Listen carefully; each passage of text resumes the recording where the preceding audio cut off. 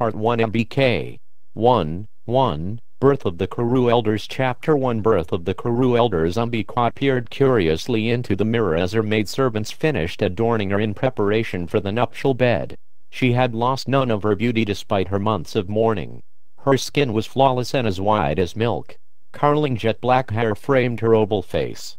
Bowl-like eyebrows arched over her black eyes, which curved like two lotus petals. No wonder Vichitraviraya had been so enamored of her, rarely leaving her side. While he was alive, her maidservants had adorned her each evening, just in case her lord had desired to approach her. As Ambika again put on her ornaments and fine dress, her mind drifted sadly back to the days she had spent with her husband. After having lain in that great hero's powerful arms, how strange to now be preparing to meet another man. Ambika balked at the prospect, and she felt herself growing increasingly restless. She dismissed the maidservants as they fussed around her. She needed to be alone to think. When Vichitraviraya had died in such an untimely way, she had wanted to ascend his funeral pyre and follow him to the heavens. She could not imagine living without him. But Satyavati, the Queen Mother, had restrained her. She still had a duty to perform. Despite the fact that they had enjoyed so much pleasure together, after 7 years of marriage they had not produced a child. Without leaving an heir, the king was guilty of neglecting a prime duty. How, then, would he be able to reach the higher regions? Satyavati had convinced Ambika and her co-wife Ambalika to stay and fulfill their husband's duty and thereby secure the welfare of his soul. The scriptures allow that in times of emergency a man's elder brother could conceive children in his wife if he was unable. This was such an emergency. Ambika suddenly felt more peaceful. Her union with Bhishma would not be a betrayal of the love she felt for her husband, but a service to him and to the kingdom. She stopped her restless pacing and lay down on the ivory bed in bashful anticipation. Bhishma was a powerful and righteous man. Who better to sire the future king? She should ensure that he felt completely honored by her. There was a knock at the door. Ambika looked up shyly. The door opened and a tall man entered. Ambika's blood turned cold. This was not Bhishma. There in her bedchamber stood a wizened, ugly and filthy ascetic. His matted locks hung about his gaunt face and he stared at her with fierce eyes. His teeth were only slightly less black than his complexion. Around his waist was a soiled loincloth, his only garment. His hairy body was encrusted with dirt. Without any delay he came toward her and sat by her side. She instantly recoiled from the foul stench emanating from his body. Who was this person? She knew of no brother-in-law other than Bhishma. She prayed to the gods that she might lose consciousness, for how could she endure this fearful man's touch?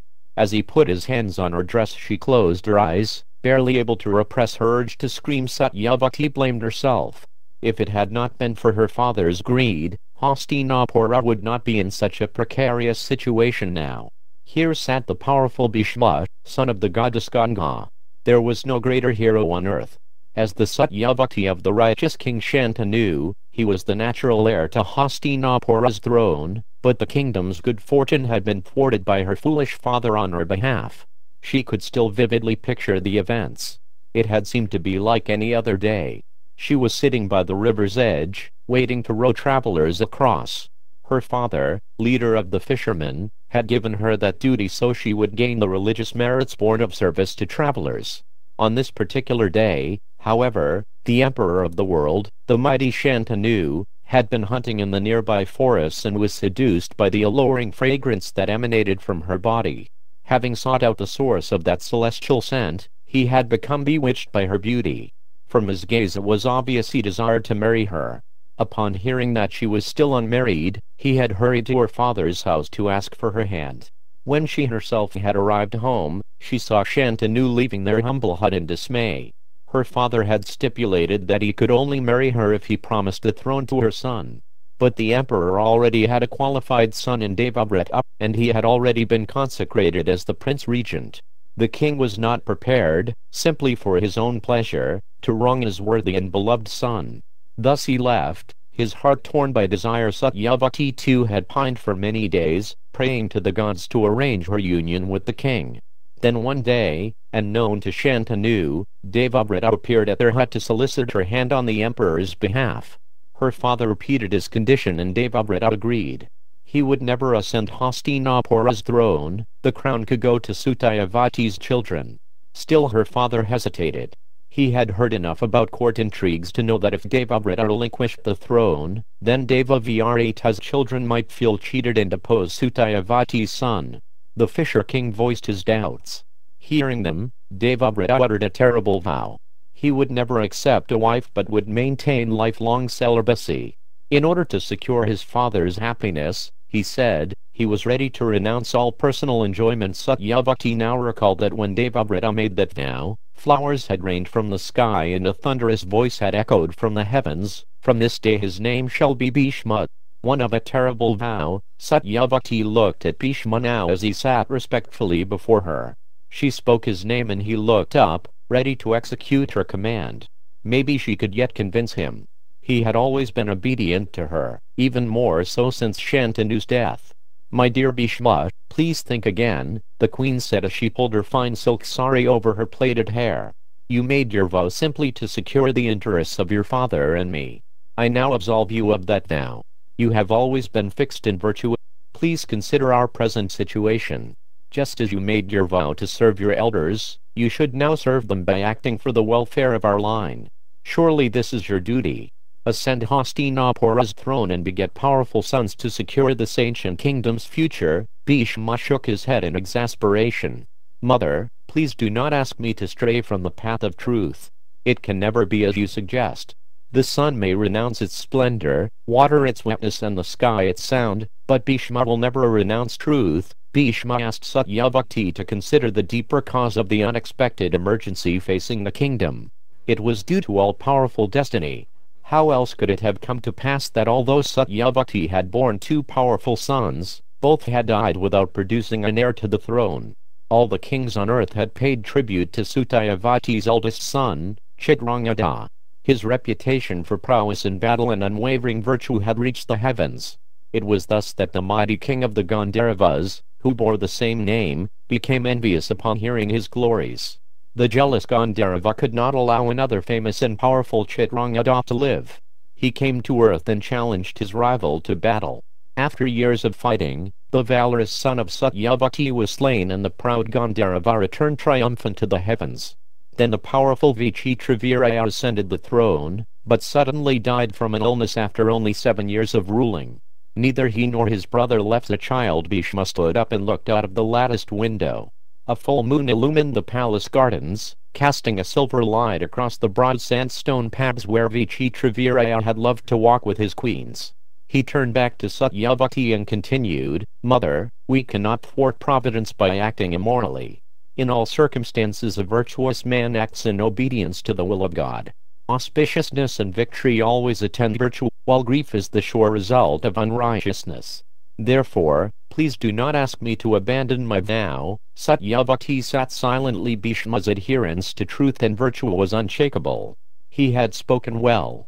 She bowed her head as he went on, "In any event, Mother, it seems destiny has provided us with a solution quite in keeping with religion.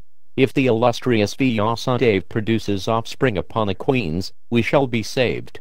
Let us pray that everything goes well." Satyavati nodded. It was she who had summoned the powerful Rishi Vyasadeva, her firstborn son. It had taken some courage for her to reveal how she had given birth to that sage even in her maidenhood. Out of fear of public censure she had hidden this fact for years, but she still remembered how the celestial Rishi Parashara had one day come onto her boat and begotten the great Vyasadeva in her womb. Parashara had told her that Providence had destined her for greatness. He was giving an illustrious son who would play an important part in that great destiny. Parashara had then granted her the boon of keeping her maidenhood even after union with him, and it was he who had blessed her with the celestial fragrance which had captivated Shantanu. Satyavati slowly paced the mosaic floor. Hundreds of golden oil lamps lit up the great hall. Along the high walls hung fine paintings of her ancestors, going all the way back to the mighty King Kuru. All of them had been powerful emperors of the globe. Surely the Kuru dynasty would not end now. The queen said, "I have been praying for the kingdom ever since my son's demise. I have faith that Vyasadeva will prove the shelter to us all. But seeing the adverse fate afflicting us, I still cannot help but be fearful." Satyavati felt deeply for the kingdom and for Shantanu's line. She still acted out of her love for the departed monarch. It was certainly providential that Parashara had given her Vyasadeva, as her son Vyasadeva had grown to maturity immediately upon his birth and had left her, saying, "Dear mother, should you ever be in difficulty, then simply think of me.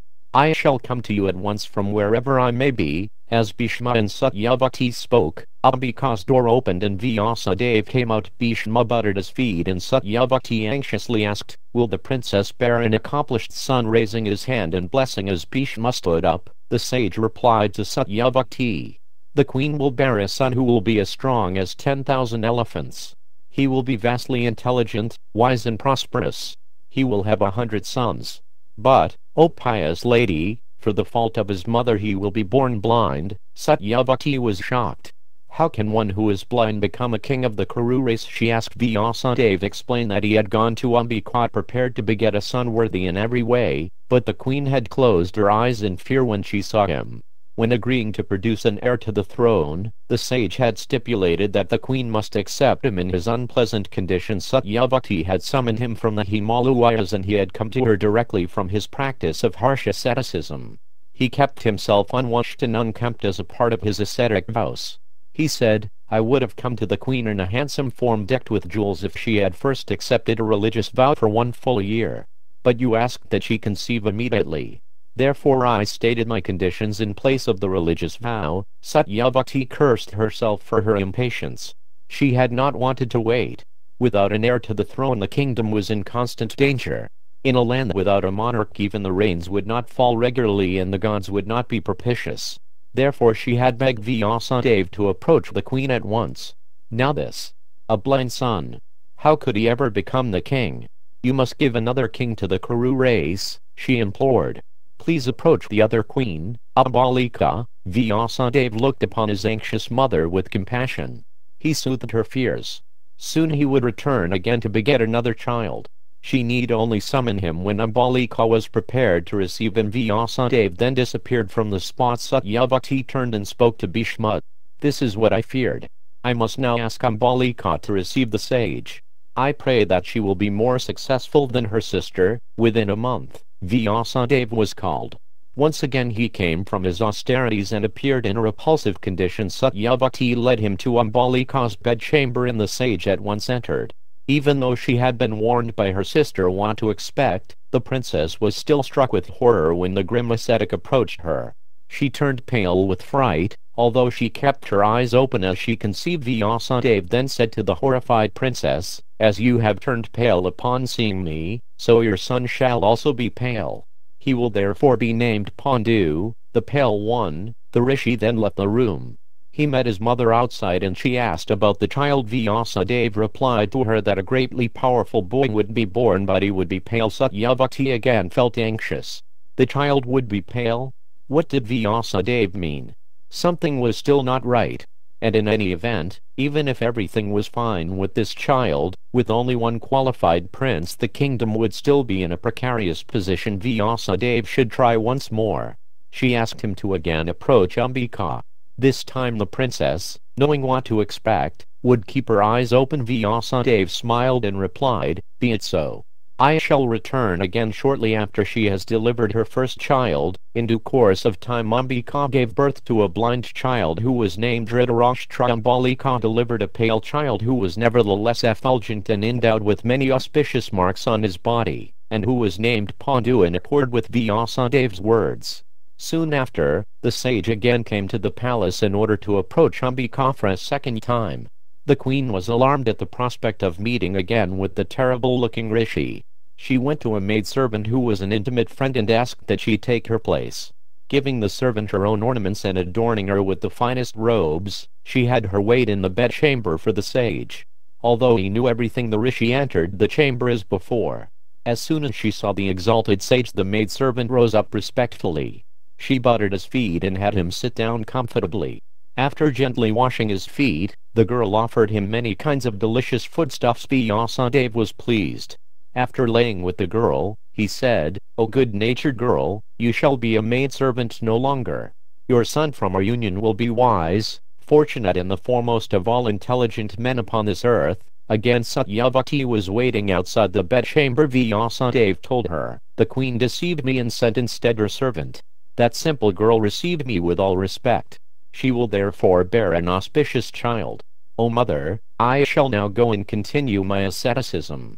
I will return when you need me again, but I will not beget any more children." Vyasadeva vanished, leaving Bhishma and Satyavati reflecting on his words. The maidservant gave birth to a child named Vidura, who later became the chief minister and advisor of the Kuru house. He was raised alongside his two brothers, and the three boys grew up like resplendent gods. Everyone was satisfied that the kingdom was secure. Happiness and prosperity were everywhere as the gods showered their blessings on the kingdom. Bhishma ruled as regent while the boys grew up. Although Dhritarashtra was the eldest, his blindness disqualified him from becoming the king. Nor could Vidura assume the throne, as he was born of a servant girl. But Pandu was a worthy monarch in every way, and when he came of age, he was installed on the Kuru throne. Pandu excelled all men in archery, and he soon became skilled in the Vedic science of leadership and diplomacy. All three brothers were given the best education and were raised with affection by Bhishma. As predicted by Vyasadeva, Dhritarashtra displayed immense bodily strength and Vidura was naturally wise even from childhood. His devotion to religion and morality could not be matched by anyone. When he reached maturity, even the learned Bhishma would seek his counsel. It was thus that one day Bhishma approached Vidura and said, "O wise one, we should take steps to ensure that our noble line does not again face extinction. The two princes are ready for marriage. I have heard that there are 3 princesses worthy of being allied to our house. Tell me your thoughts on this, O Vidura." Bhishma said that there was a princess in the Yadu house named Kunti, another named Gandhari, who was a daughter of the mountain king Suvala, and a third princess named Madri, in Madra. He suggested that 2 of these girls could be sought for Pandu and the other for Dhritarashtra. Vidura folded his hands and replied, "My lord, you are our father, our protector and our preceptor. You should do whatever you feel is proper for the welfare of our dynasty." Bhishma paced up and down his palace chamber. He had heard that Gandhari had received a boon from Shiva, who had said she would have 100 sons. Surely she would make a good wife for Dhritarashtra, who had also been blessed in a similar way by Vyasadeva. 100 sons from that powerful prince would be a great asset to the kingdom and would ensure the perpetuation of the Kuru dynasty. Bhishma at once arranged for messengers to go to Suvala and ask for the hand of Gandhari. When King Suvala heard Bhishma's request, he was hesitant. How could his daughter marry a blind prince? But Suvala reflected on the possibility Dhritarashtra belonged to the glorious Kuru house. They had ruled the world for thousands of years. Considering the fame, nobility and virtue of the Kurus, Suvala assented to the marriage. He had his son Shakuni bring Gandhari to Hastinapura. When the princess heard that she was to marry the blind Dhritarashtra, she took a cloth and bound her own eyes. Not wanting to be in any way superior to her lord, Shakuni gave away his beautiful sister to Dhritarashtra along with many gifts sent by Suvala. After being duly respected by Bhishma, he then mounted his golden chariot and returned to his kingdom. Gandhari became immediately devoted to her husband. She pleased him in every way by her attentions. She never even referred to other men in her speech, and her eyes were always covered by the cloth. With Dhritarashtra married, Bhishma turned his mind to Pandu's marriage. He had heard that the princess Kunti would soon select a husband at a special ceremony known as a Swayamvara. That princess was famous for her beauty and womanly qualifications, and she belonged to the noble Yadu race. Bhishma told Pandu to leave at once for the Swayamvara and try to win Kunti's hand. The king mounted a great dark stallion and rode swiftly to the southern kingdom of Kunti Bhaja, the father of Kunti. Like a proud lion, he strode into the Swayamvara arena. When the many other kings assembled there saw Pandu, broad-chested and with eyes like a furious bull, they considered him to be a second Indra. He outshone all the other monarchs like the sun rising in the morning and obscuring the stars. When Kunti saw the powerful Hastinapura monarch gazing at her, her mind became agitated. Trembling with emotion, she walked slowly toward him and shyly placed the nuptial garland around his neck. Although there were many kings and princes desirous of Kunti's hand, and although a Swayamvara would almost always end up in a fight, the kings abandoned any thought of competing with the mighty Pandu for the princess. Mounting upon their steeds and chariots, they simply returned the way they had come. King Kunti Bhaja came down from the royal platform into the arena, his face bright with delight. There could be no better match for his daughter. The king immediately arranged for the wedding ceremony, and he presented Pandu with gifts of great wealth. After a few days the couple left for Hastinapura, accompanied by a large retinue bearing many colorful pennants which waved in the breeze. The soldiers beat drums and blew loudly upon their conchs as they proceeded toward Pandu's capital. Seated with Kunti upon a shining golden chariot and surrounded by Brahmins offering benedictions, Pandu entered Hastinapura in state. Bhishma was overjoyed to see Pandu married to the gentle and beautiful princess, but he also felt that the king needed another queen. Although Gandhari had received the benediction that she would bear 100 sons, Kunti had no such boon. Bhishma wanted to ensure that the virtuous monarch was blessed with powerful sons. He went personally to the kingdom of Madra to seek the hand of Madri for Pandu. She was under her brother's, King Shalaya's, protection. King Shalaya received with all honor Bhishma and his retinue of ministers, Brahmins and rishis. He brought Ganga's son into his palace and offered him a seat of white ivory studded with precious gems. Then the king bathed his feet and offered him arghya. His reception completed, Bhishma said to King Shalaya, "O king, you should know that I am here to seek a maiden. I have heard that you have an illustrious and chaste sister and I have chosen her for King Pandu. Please tell me if you approve of this arrangement." King Shalaya replied that the Kuru house was more than worthy of being allied with his house. There was, however, an ancient custom in his family that no girl could be given in marriage unless the suitor offered a tribute. Bhishma had already heard of this custom because it dated back to the great Brahma himself. He had come prepared and thus replied to Shalaya, "There is no fault in this custom as it has the approval of the self-born creator, Brahma.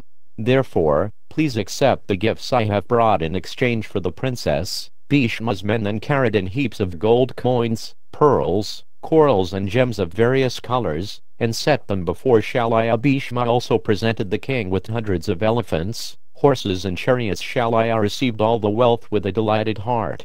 He then gave Madri to Bhishma, who then soon returned to Hastinapura and performed the wedding ceremony. Pandu established each of his wives in their own splendid palaces and gave himself up to enjoyment with them both. He sported in the palace groves and gardens, appearing like a celestial with two beautiful consorts.